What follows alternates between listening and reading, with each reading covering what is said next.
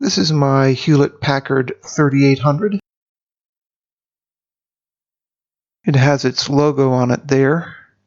It's actually a Scanjet 3800. It's a flatbed scanner, and it's featured in at least one of my other videos on modeling. And I have the Arizona can there. I'm going to make a second attempt at scanning the can. I've been having trouble with it so far because I've been scanning it in sections, trying to stitch them together with no luck. And at least part of my problem is the taper there at the top of the can, if you see it there. I'm going to experiment by positioning it like this, up against the top edge there, probably adding rubber bands for traction, and rolling it, following the scanner head.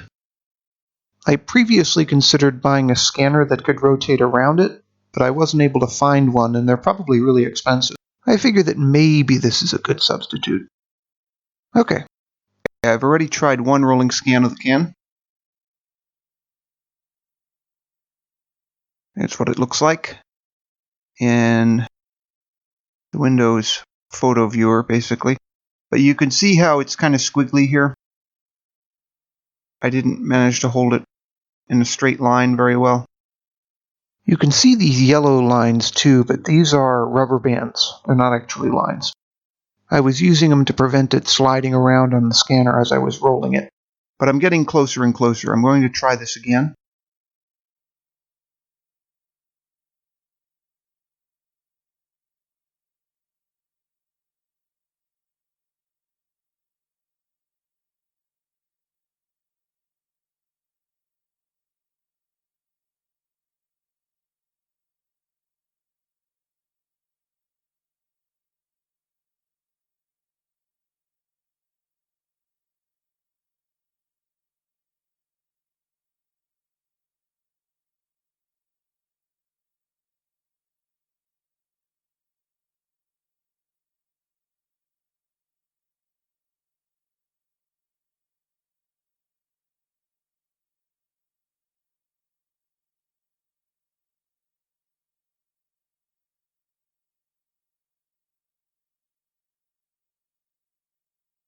That was still kind of wavy.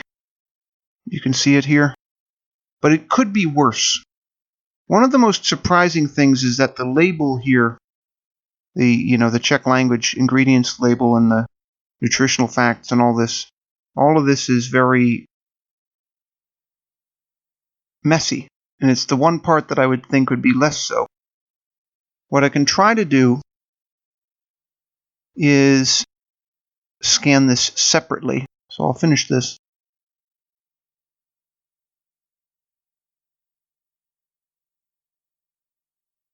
Done. It will be necessary to have a different UV map from what I originally planned. Right now the UV map is in sections. We go to the edit mode here. We'll get rid of the textures for the moment. You see I have it split into sections, these seams. So what I will do now, go to the front view. Okay, so it's established that this seam will, actually no, I'll be a little bit more conventional. Back.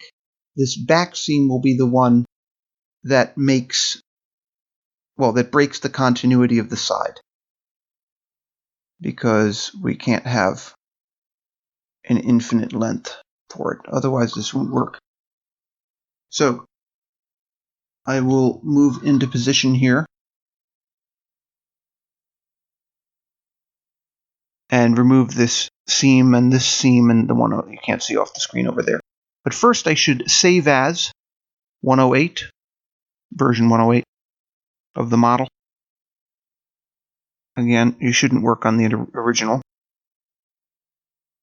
as I was saying. So I'll select these seams.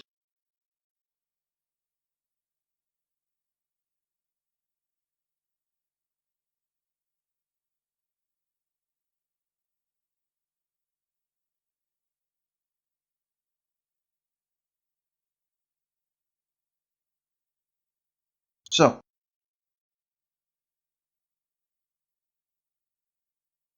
mesh, edges, clear seam, and it's gone. I'll double check my position again. Whoops, not bottom, back. We want back. View, back. Okay. So we now will go over to this side. Right click, shift right click, shift right click, shift right click, shift right click, down, or deselect all. So we only have a seam in the back. Fair enough. Now, we select by material again, and we create a new UV map. UV unwrap, unwrap. Go to the UV image editor. Remove the old texture. And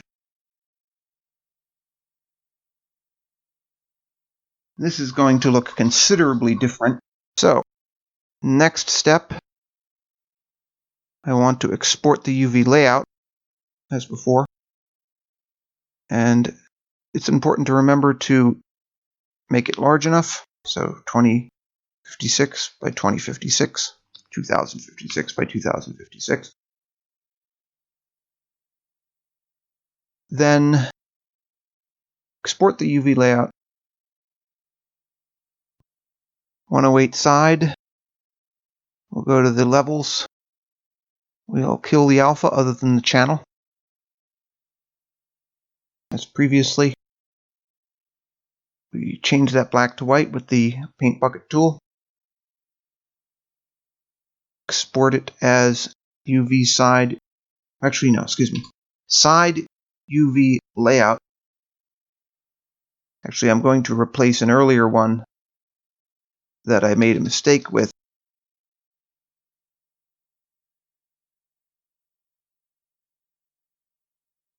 Place. Export. Now I'm going to go get straight to work. I'm not going to shut this down. I'll create the new layer, rolling scan, right there. And now I will open the rolling scan, number 2, because I have 2 of them that I've attempted. I think the second one is by far the better one. So, select all, copy, jump over to texture file, paste it, rotate 90 degrees to, well, rotate 90 degrees in the clockwise direction, and then scale it down. Or not. Actually, I forgot that actually it's bigger than I want it to be. So it probably makes more sense to crop it first. So I will skip the scaling. Except actually, there's a better way to do this. Yes, okay. I'm going to cut this out. Because the rolling scan layer should be transparent so that I can line up the image with the UV layout.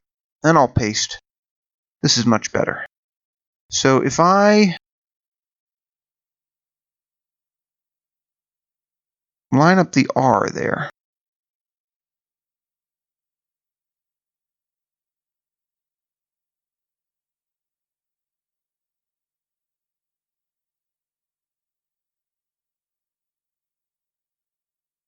let's see how well I can do that.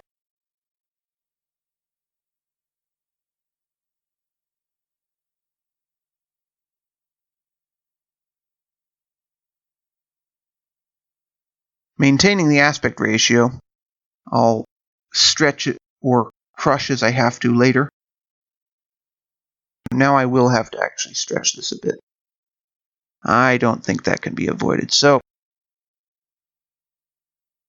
I'll stretch it vertically a little bit.